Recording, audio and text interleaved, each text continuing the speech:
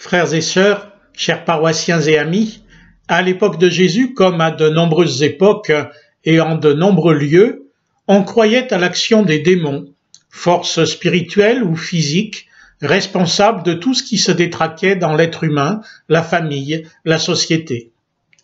Or, voici qu'un jour, Jésus expulsait un démon muet. Lorsque le démon fut sorti, le muet parla, et les foules furent étonnées.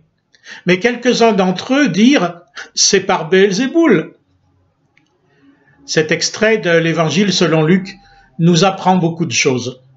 D'abord, que Jésus a pouvoir sur ces démons, ou quoi qu'ils soient. Ne me demandez pas comment il fait, mais pourquoi? C'est bien évident. Un homme ne pouvait pas parler, et maintenant il parle. Et en à peine quelques mots, c'est à la libération d'une personne que nous avons assisté. C'est bien là que réside l'action de Jésus. Il libère ceux qui en ont besoin. Et bien sûr, cela change leur existence. Attendons-nous donc autre chose? Parfois, nous n'attendons pas ça. Nous n'osons pas le lui demander. Nous ne croyons pas qu'il puisse le faire.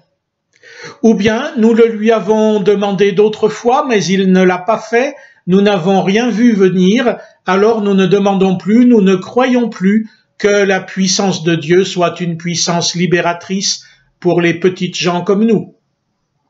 Mais souvent, ce que nous attendons de lui, ce sont des miracles, des choses qui se voient justement, des choses qui nous prouvent que c'est bien lui, le sauveur dont nous avons besoin. D'ailleurs, peu importe le sauveur, c'est un magicien que nous attendons. Alors nous sommes comme les foules de ce petit récit évangélique. Nous sommes étonnés, admiratifs.